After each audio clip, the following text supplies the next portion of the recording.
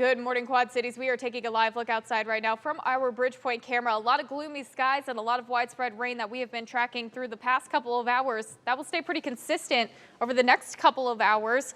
It won't be until noon that we start to see a lot of those skies start to give way to some drying conditions. Temperatures starting out very mild for us too. We are sitting in the low 40s here in the Quad Cities to start the day. Rest of us have been in the 40s and the upper 30s all morning. But with those dry skies later on this afternoon and those southerly winds, we'll get a nice boost with temperatures.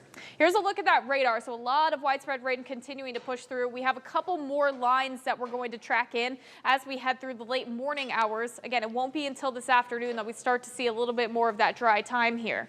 Here's a look at the 3-hour rainfall. A lot of us picking up some accumulating rain, anywhere between 1/4 of an inch to 1/2 of an inch for most of us, but we're starting to see some areas maybe pick up a little bit higher amounts, just about 3/4 of an inch. And we still have a little more rain to work with, so could tack on a little bit more, especially if you find yourself in one of those heavier downpours that we get to this morning. But by this afternoon, we are going to have to watch out for this dry time. We have a lot of moisture still coming in.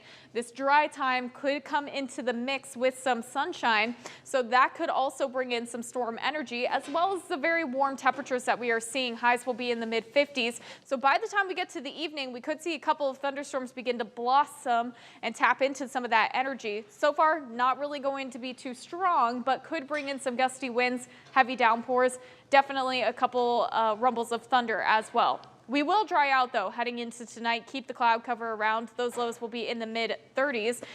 A lot cooler for tomorrow, but still above normal for this time of year. Highs in the low 40s for Tuesday afternoon as we keep the clouds around. But then our next storm system is quickly going to arrive. We're tracking it in for Wednesday. Could arrive as early as Wednesday afternoon.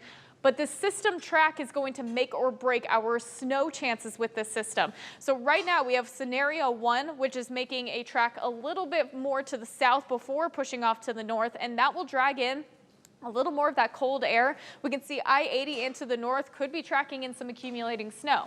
However, our scenario 2 is pushing that track a little bit more north sooner. So we'll track in a little bit more of that warmth, and that will transition us to mainly seeing some rain chances Wednesday night before we see a transition possibly to snow Thursday morning. So again, this could make or break some accumulating snow chances, and we'll be able to fine tune the results here in the next day or so.